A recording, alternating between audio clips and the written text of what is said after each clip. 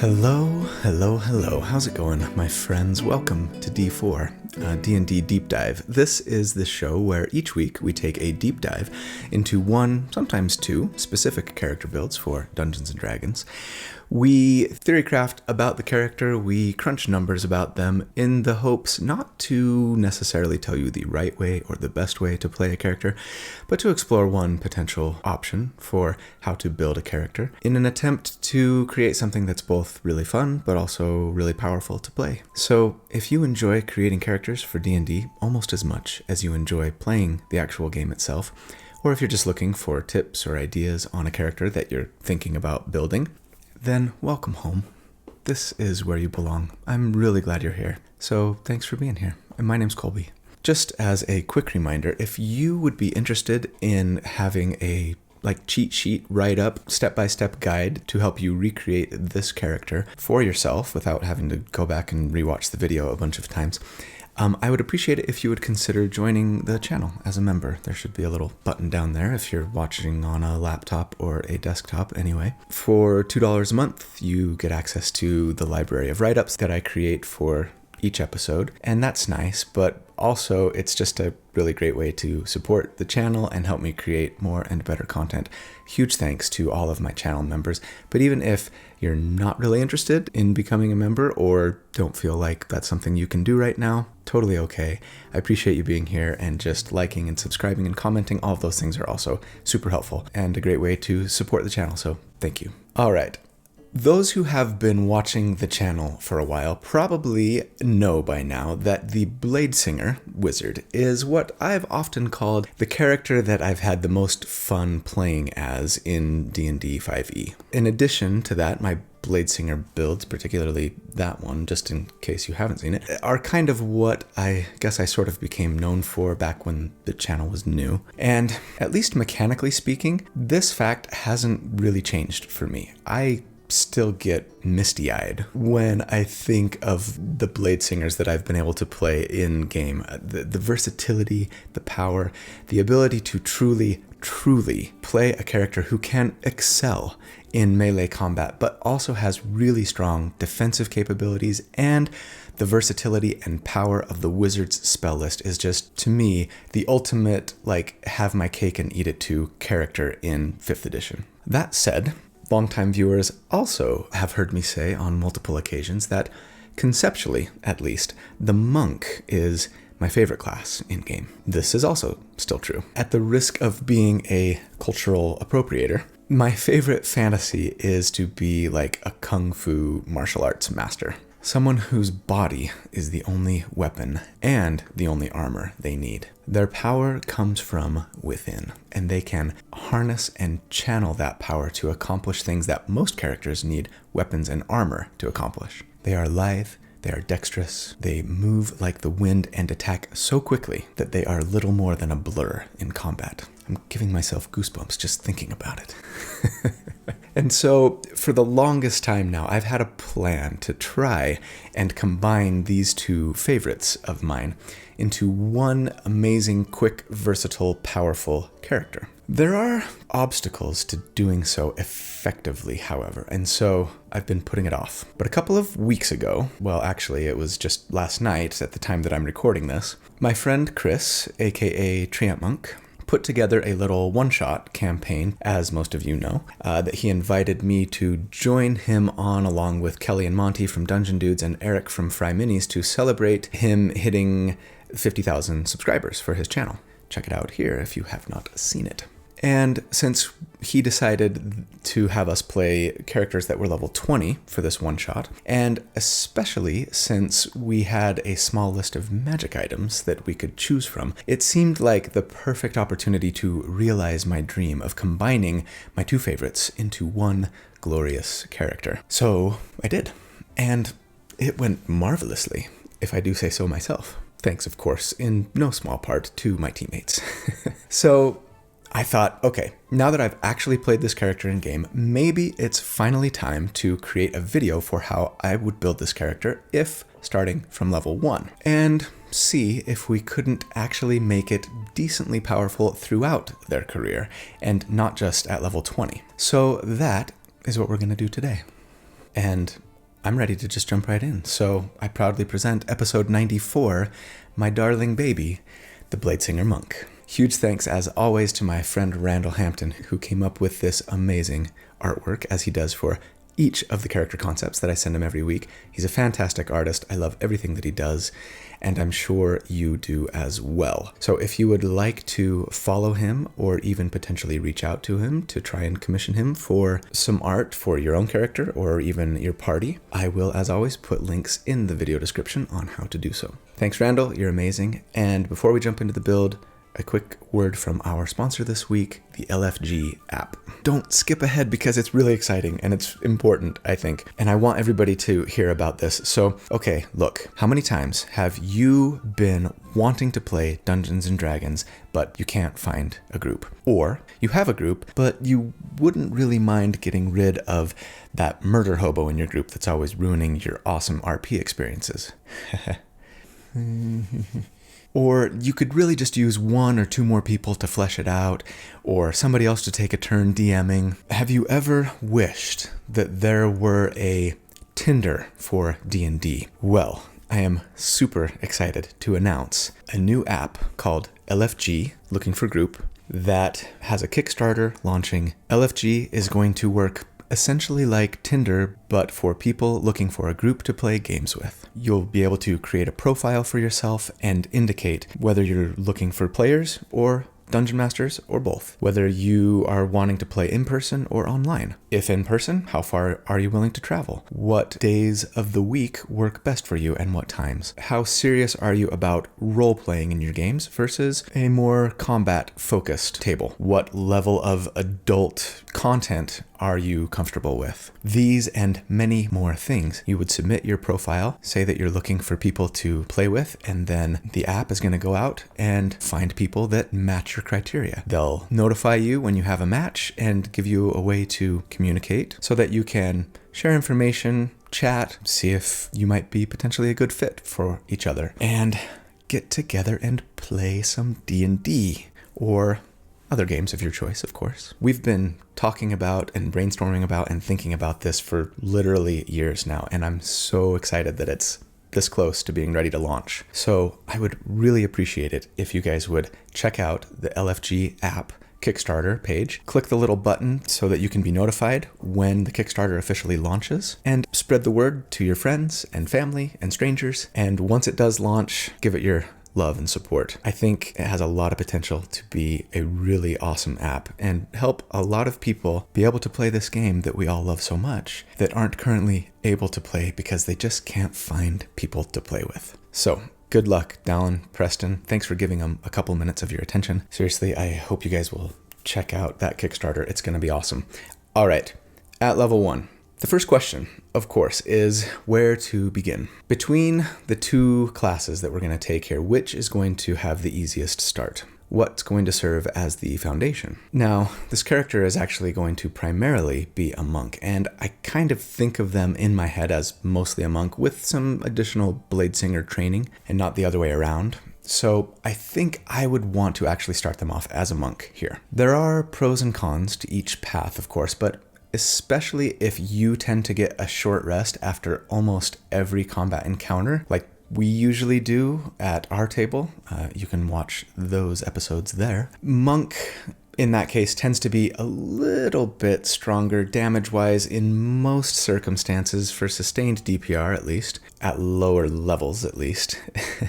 The only time I think I probably wouldn't start Monk here is if you're confident that you're going to be fighting in dim light or darkness most of the time, or if one of your allies is otherwise doing something to give you advantage on most or all of your attacks, in which case I think I probably would start Bladesinger. Since I kind of always create these characters in a vacuum without relying on like companions, except of course for the 2 character builds that I do occasionally, and because I'm not as confident these days as I used to be that dim light is as common as I'd like it to be during most combat encounters. Anyway, for these reasons, I'll plan on starting Monk. So yes, when we first meet our character, they are a monk.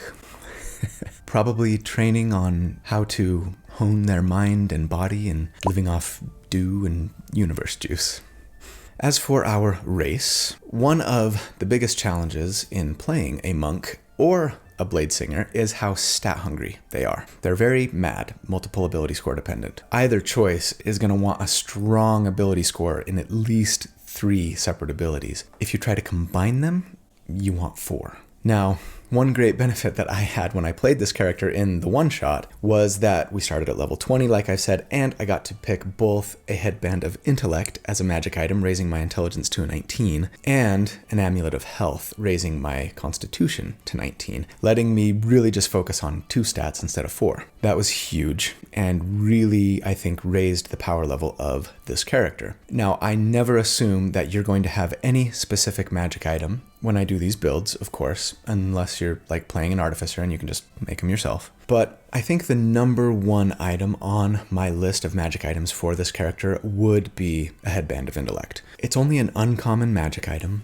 or green quality, and as such would be fairly easy to obtain, I think, at most tables, and would do a lot to really increase, especially the defensive prowess on this character, I think. My number 2 pick, if you're curious, would be that Amulet of Health, I think, though it is a rare or blue quality magic item, and as such would most likely be a little harder to come by, if not outright unavailable in a lot of campaigns. But as is, this character is going to be really mad, and squishier than we otherwise would be without being able to pick our magic items. But we're going to be okay. It's not going to be a total glass cannon, and even if it were, I like building glass cannons. I have no problem with it. I think it keeps the game interesting, and I like high risk, high reward. Getting back to race, when I played this character in the one-shot, I went with the Shatter Kai from Mom, Monsters of the Multiverse, because I knew I was going to have the Headband of Intellect, so I only needed a 13 intelligence, and the Shatter Kai now have this really cool Misty Step-like ability that lets them teleport 30 feet,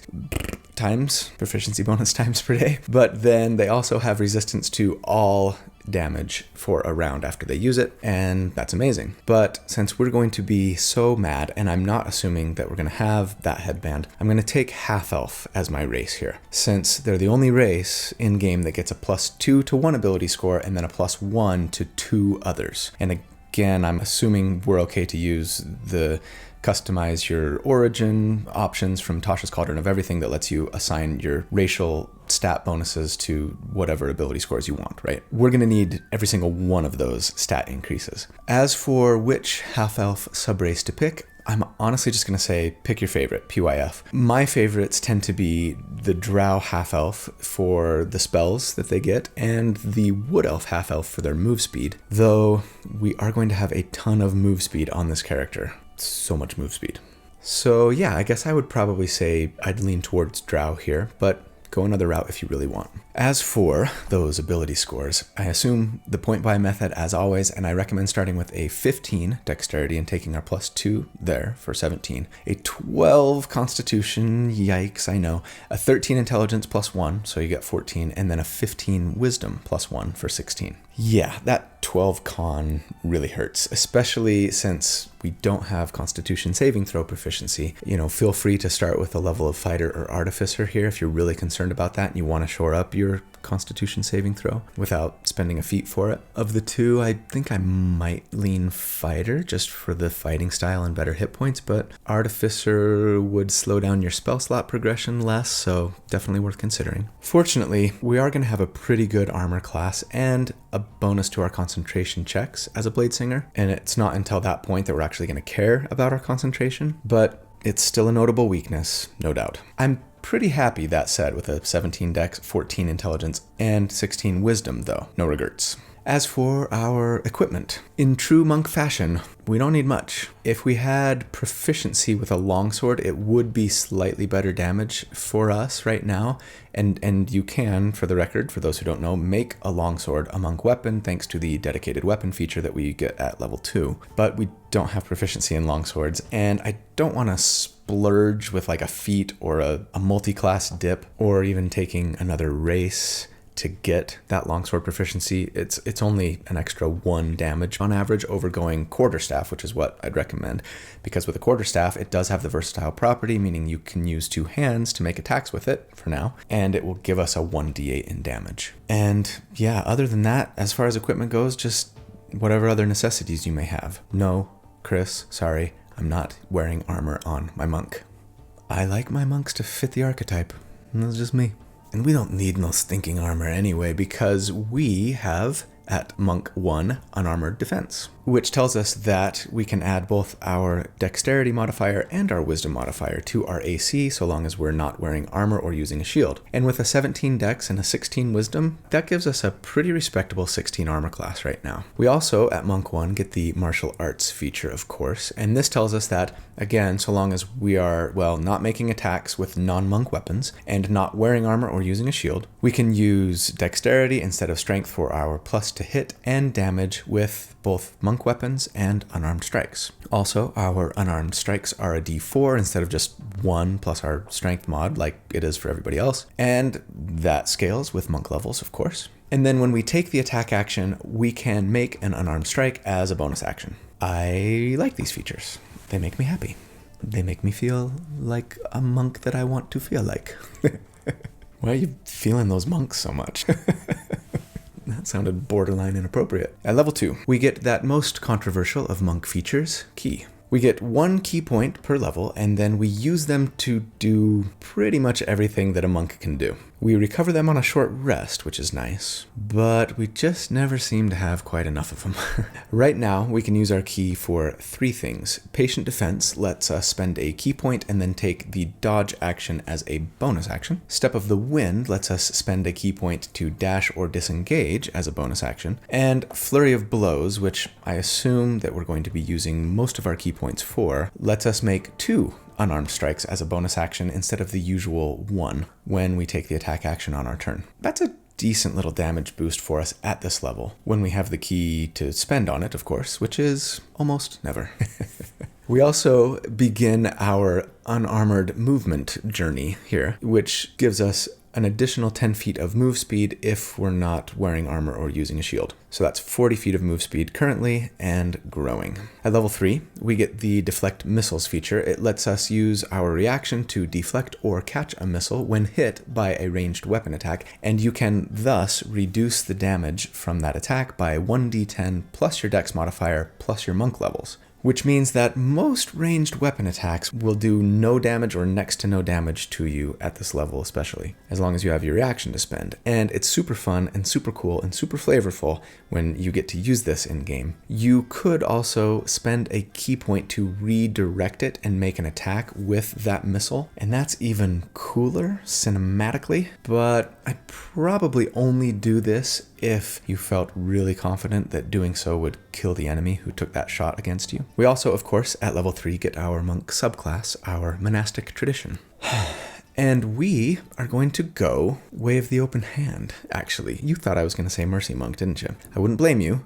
I did go Mercy Monk for the one-shot, but it was mostly because I felt relatively confident that we would have lots of things that other people in my party were doing to give me advantage, and that turned out to often be the case. If you think that's likely for you, I'd say go ahead and take Mercy Monk, because at least later on it is going to do a little more damage and also give you some nice healing and debuffing options in addition to the other stuff that you're doing. It's probably my favorite monk subclass currently, but I really love Open Hand. It's kind of the most quintessential monk subclass anyway, at least in my head. And I've never done an Open Hand monk in any build on this channel before. I did really want to take like Open Hand monk all the way to at least 17, if not 20 for the one shot because of their amazing Quivering Palm feature, which might be the only save or die ability in game available to characters, at least, that doesn't require that the enemy have a certain number of hit points, right? Anyway, for this version of the character, where again, I just can't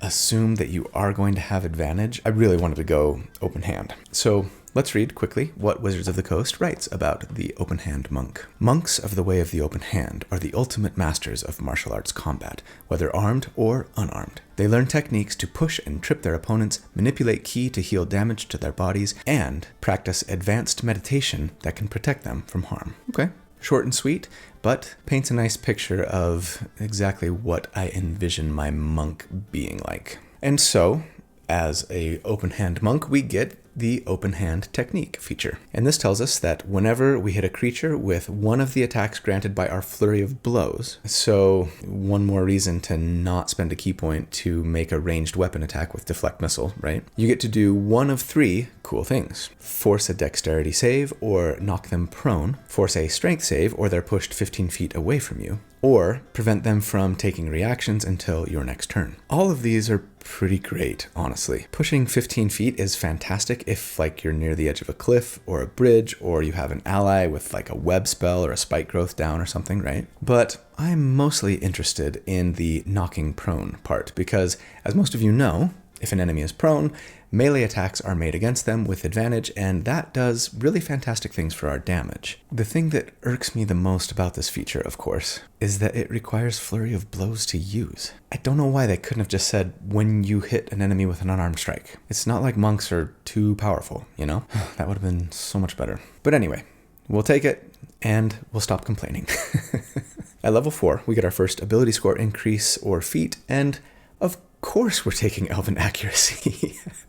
We're a half-elf, and we now have a reliable way to get advantage in combat. Raise your hand if you're surprised by this decision.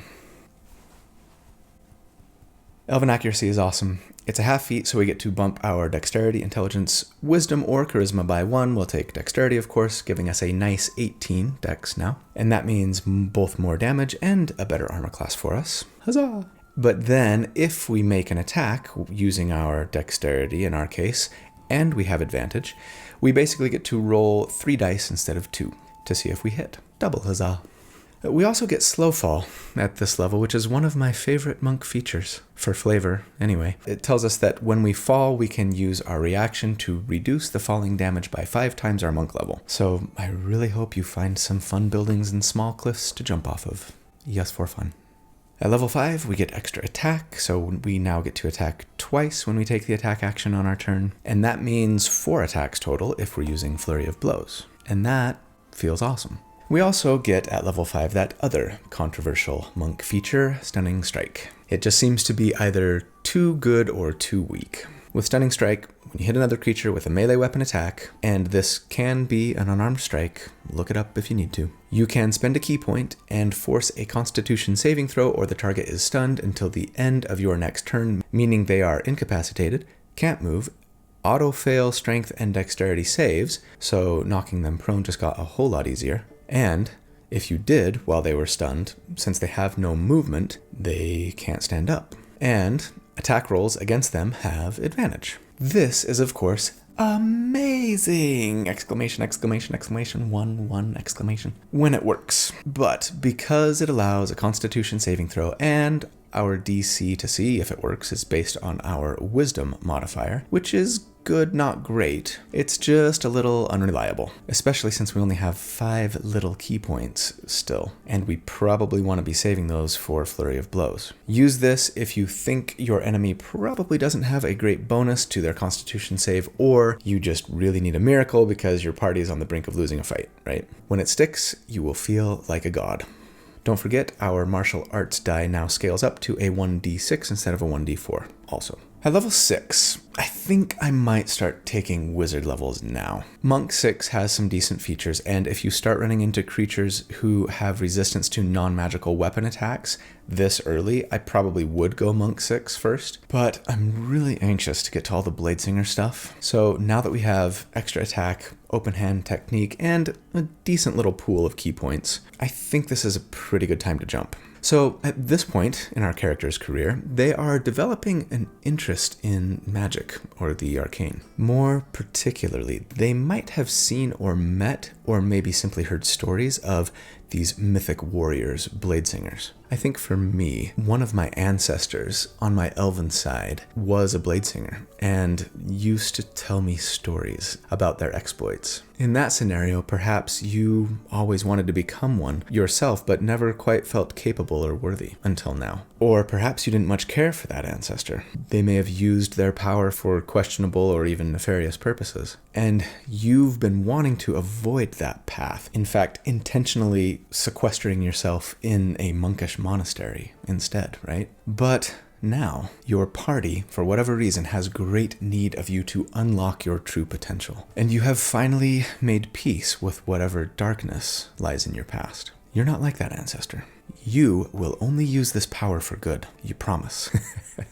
Famous last words. Anyway, regardless of your reasons, yes, we are taking wizard levels now. And so, as a wizard at level 1, we of course get spells. The ones that I would make sure to pick up would be either Booming Blade or Green Flame Blade as a cantrip, which we're not going to make too much use of yet, but later on we will, of course. That'll give us some nice extra damage on our attacks, eventually. Make sure you grab Shield, of course, so we can, with a reaction, raise our armor class by 5 until our next turn, giving us some much improved defensive capability. And then Absorb Elements, which lets us use our reaction to have resistance to one type of elemental damage until our next turn. I would also make sure to grab Find Familiar here. This lets us summon a familiar, potentially as a ritual, so we don't need to spend a spell slot. And we can then use that familiar, of course, for all kinds of great things like scout ahead for us, and then also have them take the help action to grant us advantage on our first attack, right? As usual, I'd recommend taking the owl for their flyby feature, so they can fly in, help, and fly away without taking an opportunity attack. We also, as a Wizard 1, get Arcane Recovery. This lets us recover spent spell slots at the end of a short rest once per day, equal to half our wizard level rounded up. So just a single first level spell slot, of course, at this point. More spell slots are always good. So at level 6, it's time for our first damage report. Let's discuss tactics. They're pretty straightforward for us at this point. If possible, I would do this. Declare that you're taking the attack action, have your familiar swoop in, give you advantage, and use your bonus action first for Flurry of Blows, knocking the enemy prone if you hit. Now, this might not necessarily work rules as written. Here's the debate. We're told in the player's handbook that we choose when to take a bonus action on our turn. So doing so before our action is generally okay. But we're also told, quote, unless the bonus action's timing is specified. And Flurry of Blows does say, immediately after you take the attack action on your turn, you can use Flurry of Blows. Thus, a strict raw interpretation probably means we have to finish our attack action before we can do Flurry of Blows. Can we make just one attack if we have extra attack and then do Flurry of Blows and then make our second attack?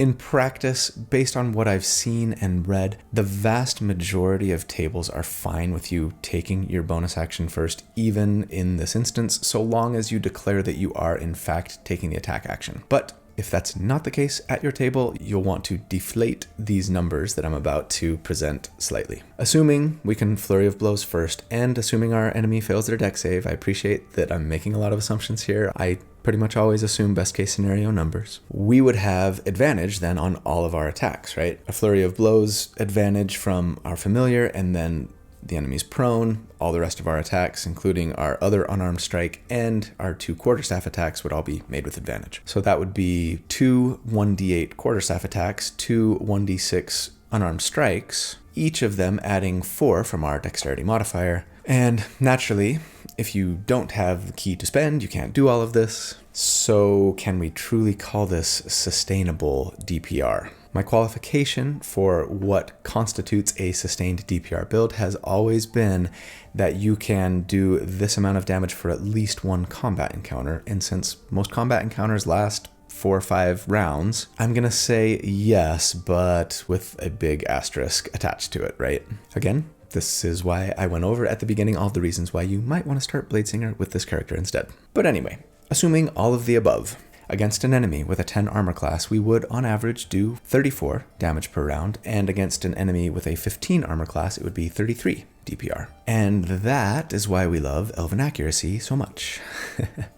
Such a nice, gentle curve on the graph as the AC goes up. The average DPR goes down by so little compared to non-Elven Accuracy characters. And if you don't know, check the video description to see those graphs and spreadsheets and comparisons to other sustained damage characters that I have built to date. So yeah, that's pretty decent damage. Basically, it's like upper tier 2 when compared to other sustained DPR builds at this level. Again, with a fairly significant asterisk attached to it. But hey, it also requires 0 setup rounds too. So you can just jump in and start punching and kicking, and that is something that I love. At level 7, we would be a Wizard 2, and we get our Wizard subclass, our Arcane Tradition, and we are, of course, going with Bladesinger. And as a Bladesinger, we get a couple of nice features. First up, Training in War and Song. This gives us proficiency in light armor, which we will not use, and proficiency with one type of one-handed melee weapon of your choice. I'd say probably go with the longsword or rapier here. The damage die is not going to matter. We're not going to be using two hands to make an attack, so longsword isn't a mechanical advantage here. Though it does seem to me like there tends to be more longsword magic weapons in game than just about anything, so that might be your best bet. And yes, again, thanks to the monk's dedicated weapon feature, you could make a longsword a monk weapon and thus use your dexterity to attack with it and not lose any features or suffer any penalties as a result. You also gain proficiency with the performance skill with this feature. Cool. Most importantly, of course, for us, is the Blade Song feature, which tells us that proficiency bonus times per day, so that's 3 currently, which should be enough to get most of us through most, if not all, of our combat encounters in a given day, unless you're playing at Treant Monk's table. Sheesh. We can use a bonus action to invoke our Blade Song. It lasts for 1 minute, and so long as we're not wearing medium or heavy armor, using a shield, or using two hands to make a weapon attack, so, no more two hands on a quarterstaff or a longsword, we get the following benefits from Blade Song. An increase to our armor class equal to our intelligence modifier. Very welcome, putting us at a 19 now, and at level 7, we might have that Headband of Intellect by now, right? Which is a bump of 2 more, 21. We would also, with Blade Song, get 10 more feet of walking speed, putting us at 50. Advantage on acrobatics checks, good for avoiding getting grappled or shoved, among other things.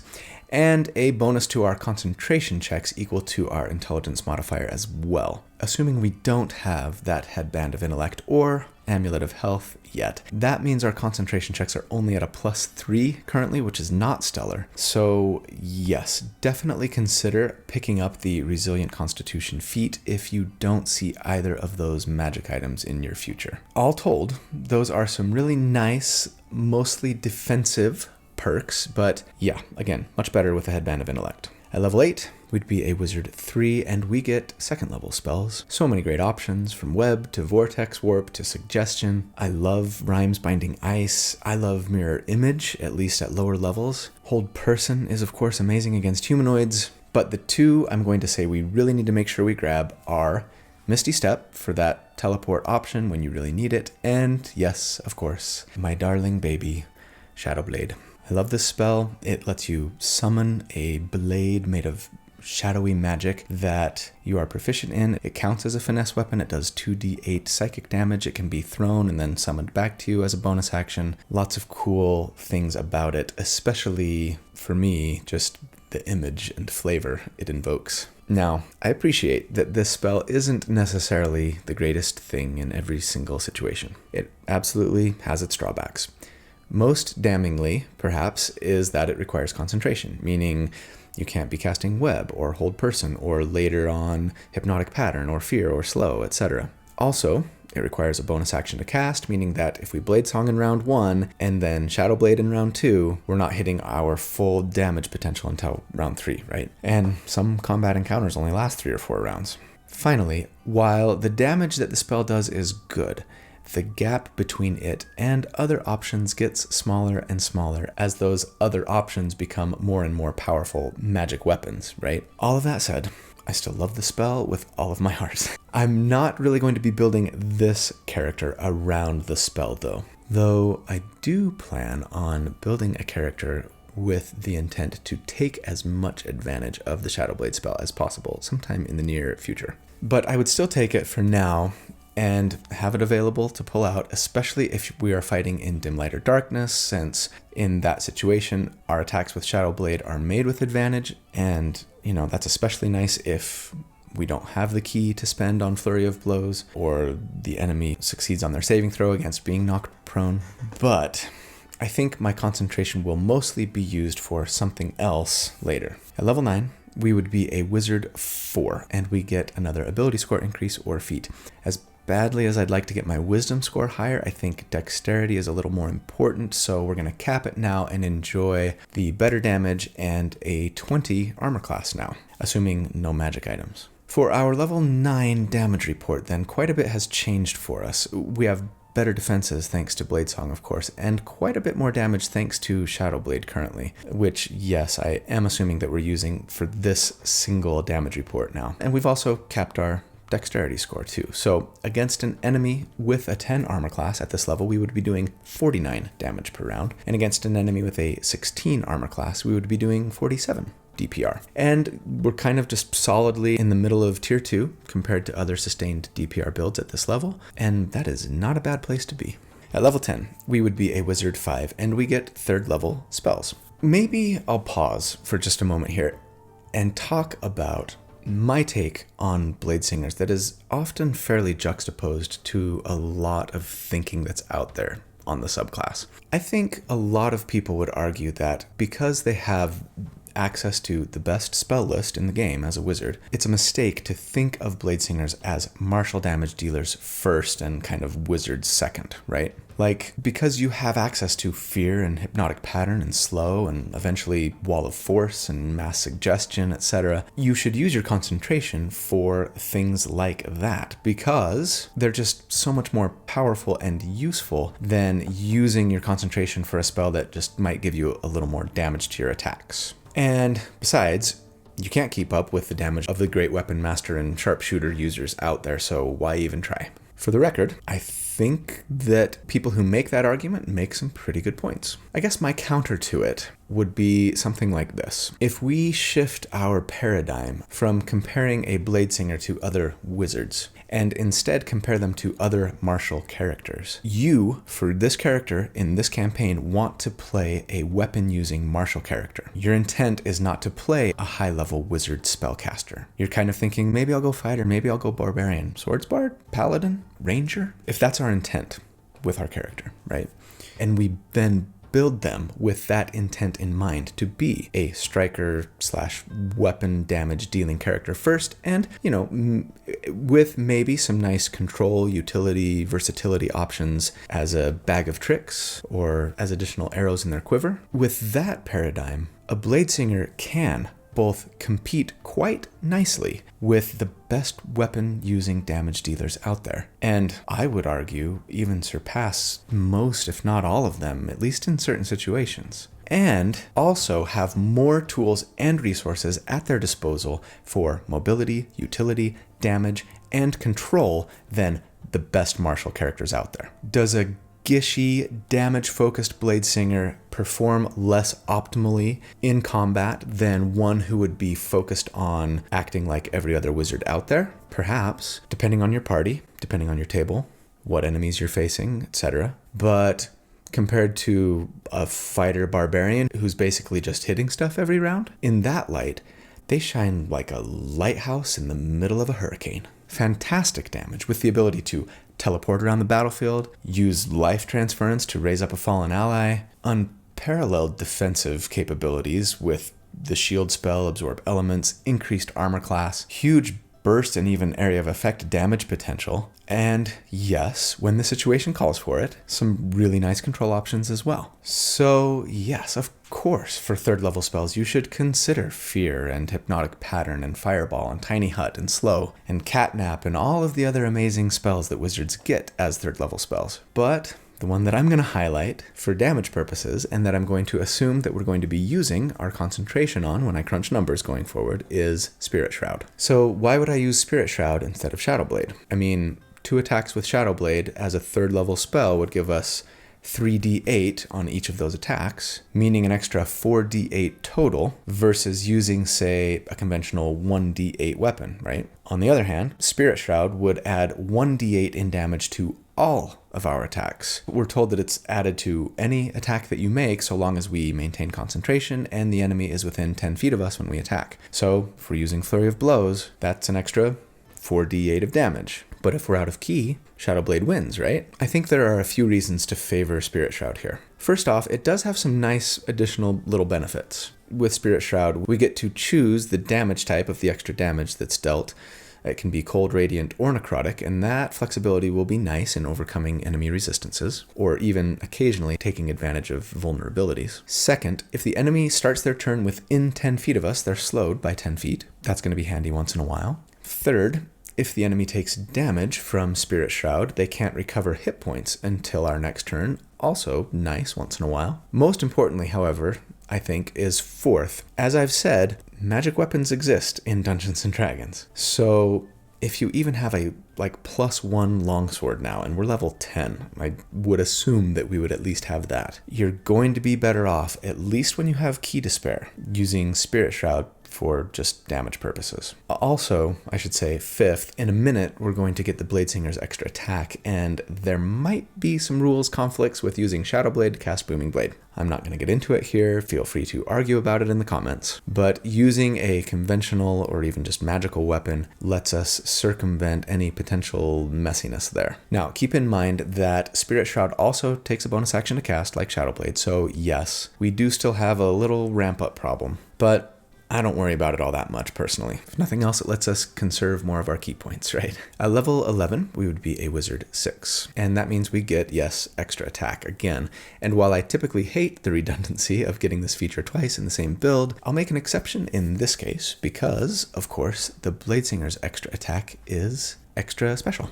We can either attack twice or attack once and then cast a cantrip in place of the second attack. This, of course, means that we could, among other things, make one weapon attack and then, as a cantrip, cast Booming Blade or Green Flame Blade as a cantrip, both of which allow us to make a weapon attack and add some additional damage to that attack, which, coincidentally, now that we are level 11, has scaled up to an extra 2d8 of damage on a hit, plus some extra damage if they move and you're using Booming Blade, or extra damage to a nearby enemy if you're using Green Flame Blade. Choose the one that's best for whichever situation that you're currently in. I would recommend having both. At level 12, though, I think it's going to be time for us to leave our wizard levels behind. Of course, there's a lot more great stuff we could be getting if we continued on in wizard, but as a monk, I feel like if you don't go mostly monk, then you're better off just not going monk at all.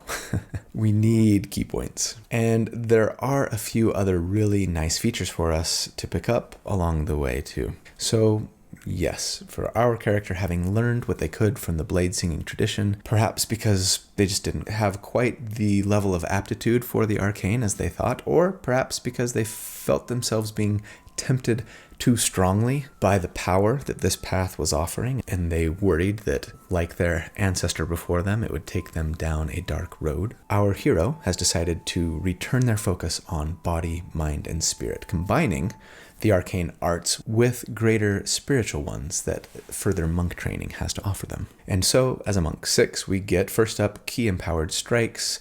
This tells us that our unarmed strikes now count as magical for the purpose of overcoming resistance to non-magical attacks. Again, if you feel like you need this sooner, go ahead and take it sooner, though there are a few things out there, the Eldritch Claw Tattoo, I believe, or the Insignia of Claws magic item, for example, that do give you both a plus to hit and damage and make your unarmed strikes magical, so might not be super necessary. We also do get an increase to our unarmored move speed here. It goes up to 15 extra feet now, which means that if we're using our blade song, we are humming along at a 55 move speed. Vroom vroom. We also, as a way of the open hand monk, get the wholeness of body feature here, which tells us that once per day, as an action, we can heal ourselves up to 3 times our monk level. So 18 hit points currently, not bad, not as good as it would have been had we gotten this at level 6. But it's something and it'll scale. At level 13, we would be a monk 7, and we get the stillness of mind feature. This lets us use our action to end an effect that's causing you to be charmed or frightened. This might not work on things like Dominate Person that remove your ability to choose what to do with your action, but your DM may allow it. Mine does. I'd be sure to talk with them about it before you actually need to use it in combat. And then we do get Evasion, which is an always useful ability that lets us avoid taking damage. When we need to make a dex save and would take damage on a successful dexterity saving throw, from like a fireball or something. With Evasion, we would instead take half damage if we fail and no damage if we succeed. With this, a capped dexterity score and proficiency in dexterity saving throws. Even the mighty meteor swarm will pose a very little threat to us. For our level 13 damage report then, again, a fair bit has changed for us. If we're trying to maximize our damage, we'd be getting Spirit Shroud going, and then on subsequent turns, ideally knocking our enemy prone with an unarmed strike if we can, making another unarmed strike thanks to Flurry of Blows, making one weapon attack with our longsword or rapier, most likely, then using Booming Blade or Green Flame Blade to make that second attack, adding the 2d8 of damage on the hit. We would, of course, also be adding 1d8 to all 4 of those attacks thanks to Spirit Shroud, and with our familiar helping on the first attack and the enemy being prone on subsequent ones, we should hopefully have advantage on all of those attacks as well. And again, that's Elven Accuracy, triple advantage, rolling 3d20s to hit, right? Thus, against an enemy with a 10 armor class, we would on average do 69 damage per round. Nice. And against an enemy with a 17 armor class, it would be 67 DPR. And that still has us at about mid-tier 2 compared to other sustained DPR builds at this level, which is still a really nice place to be, especially considering all the defensive and utility options that we bring to the table as well. At level 14, we would be a Monk 8, and we get another ability score increase or feat. I really want to have both a capped Wisdom score and a capped Dexterity score on this character. It's important for saving throws, yes, but as a Monk, it raises our armor class and the DC of our Monk abilities like Stunning Strike and Open Hand Technique. It's hard to imagine taking anything else, I think, at this level, with the exception being Resilient Constitution, I think, depending on whether or not you are able to get your magic items and how late you'll be playing this character. At level 15, we'd be a Monk 9, and we get my other favorite Monk feature, the ability to move across liquid or vertical surfaces on our turn. So, of course, this means at the end of our turn, if we were still on the liquid or the vertical surface, we would fall, right? I mean, we probably aren't realistically going to get to use this all that often in game, but it's just so cool that I can't help but love it. And I mean, hey, we also got another key point. At level 16, we'd be a Monk 10, and our movement increases even further to an extra 20 feet of move speed, and we get the Purity of Body feature, telling us that we are now immune to both disease and poison. Not bad at all. At level 17, we'd be a Monk 11, and we get Tranquility, perhaps the weakest of all the open hand features. In my opinion, anyway. With Tranquility, we're told that at the end of a long rest, you gain the effects of the Sanctuary spell until your next long rest, or until you break the Sanctuary spell as normal. Wow, that's really bad for a level 11 feature. Surely it can't be that bad, the uninitiated might be saying. Wait, what does the Sanctuary spell do again? I'm glad you asked. It makes it so that any creature who tries to target you with an attack or a harmful spell has to succeed on a Wisdom saving throw first, or the attack or spell has to be made against someone else. Well, that sounds pretty great. Yeah, except the spell ends if you make an attack or do damage or cast a spell against an enemy. Okay, yeah, that sucks. I mean, I guess if you don't win initiative, it might help you with your survivability for one round on the first combat of the day. I get where they were going, like flavor-wise and thematically, but ugh. Well, hey, at least we get another key point. And actually, yeah, I mean, like I said, if I knew that the campaign was going to go for this long, or we were otherwise going to have advantage reliably, I probably would have gone Mercy Monk like I did for our one-shot, because their level 11 feature is pretty fantastic. But hey, don't forget, also at this level, our martial arts die scales up to a 1d8, so that's a little more damage. And, of course, Booming Blade damage does scale now too, up to 3d8 on the hit and 4d8 if they move. So, okay, not a terrible level after all. Now, I normally don't take my builds past level 17 because who plays the game past level 17, right? But, well, with this character, I did. So, I guess we are entering bonus rounds. I'll finish off the build all the way to 20 just for fun. So at level 18, we'd be a Monk 12, and we would get another ability score increase or feat. I would cap our Wisdom. I love having 2 maxed out ability scores, especially on a Monk. At level 19, we'd be a Monk 13, And we get the Tongue of the Sun and Moon feature. You can now understand all spoken languages, and any other creature who can speak a language can understand you. It's a pretty fantastic utility feature. Doesn't do a lot for our DPR. Hey man, doesn't always have to be about the damage, okay? I know. And we get another key point. And then finally, at level 20, we would be a Monk 14. Our move speed bonus goes up to an extra 25 feet, meaning that with our Blade Song active, we would have 65 feet of move speed. And then we get the very good Diamond Soul feature. And this is the main reason why I wanted to go 14 levels of Monk, because I know Chris, and I know he really likes to build his characters to be able to make their saving throws. And Diamond Soul gives you proficiency in all of your saving throws, and even lets you spend a key point to re-roll a failed save if you want. So I figured when I built the character, 6 levels of Bladesinger gets me one of their best features and a nice little suite of spells. And then 14 in Monk would get me a lot of key points, some decent offensive capabilities, and some really great defensive capabilities as well. And so, for our final damage report, the only thing that's really changed for us offensively is that our unarmed strikes are now a D8 instead of a D6, Booming Blade went up by a D8, and we got a whole lot more key points, which is actually a pretty big deal if we want to consider the damage that we're doing truly sustainable, right? And then we did, of course, pick up quite a nice list of defensive and utility features. But against an enemy at this level with a 10 armor class, we would on average do 77 DPR.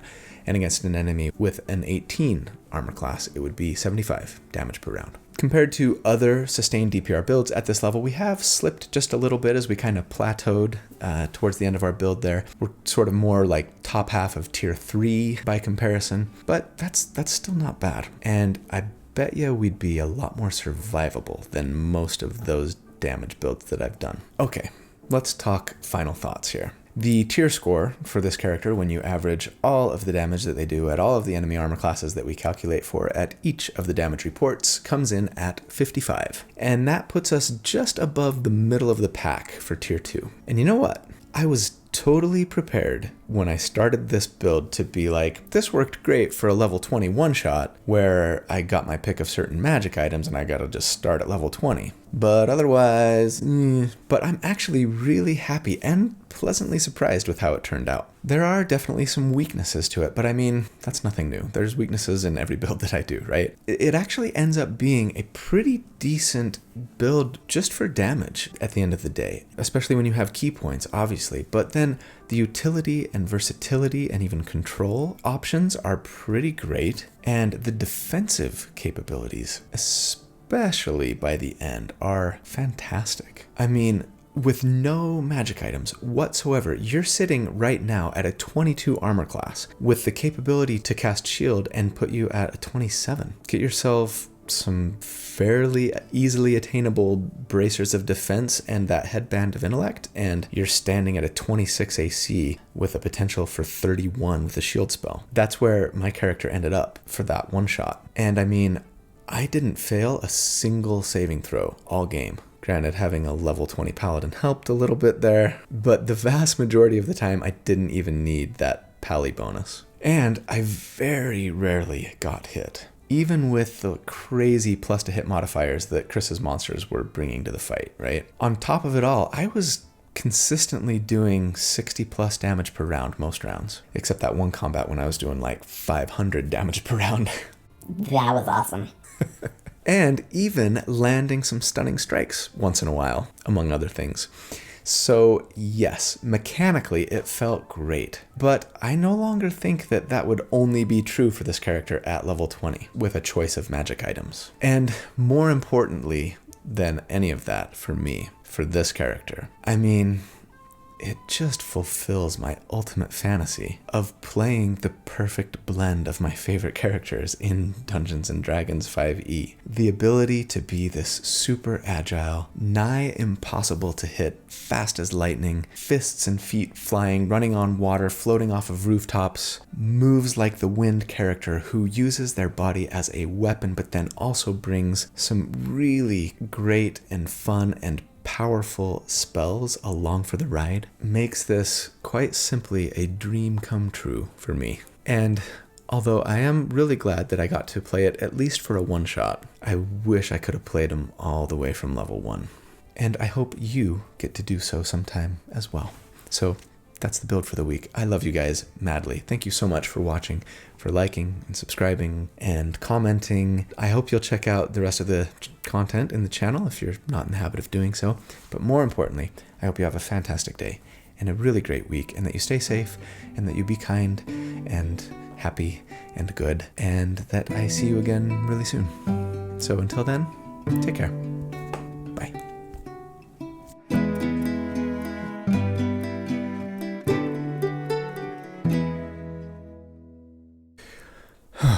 I got in a fight with insomnia last night, and I lost really bad.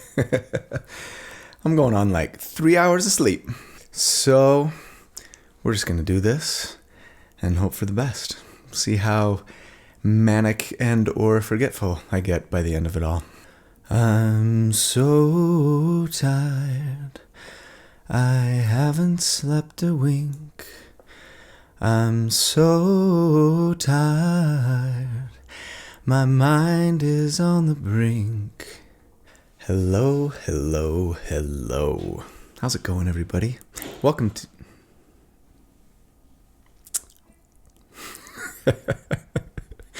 You probably didn't hear the apology that came right after the bang, but that was funny.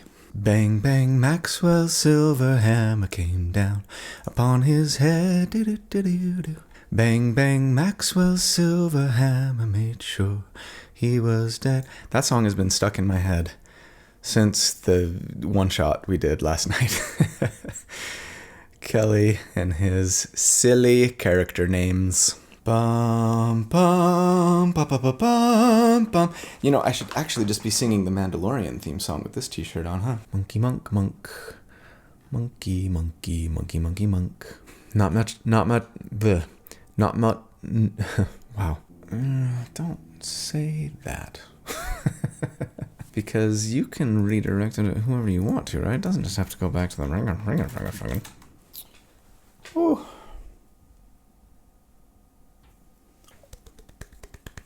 Finally, don't forget Booming Blade. Oops. For those who have been watching, so, all right. It's going to be a long day.